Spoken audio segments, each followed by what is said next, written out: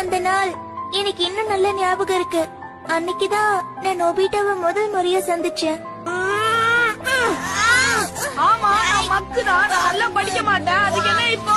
என்ன விடு, நான் வீட்டுக்கு போறேன். என்ன வீட்டுக்கு போறல.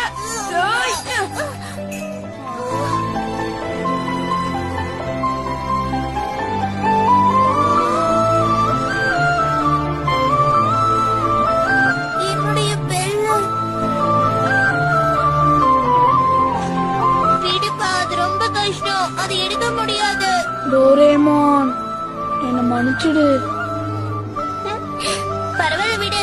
எனக்காக தானே நீ அதை இவ்வளவு நேரம் கஷ்டப்பட்டு தேடின.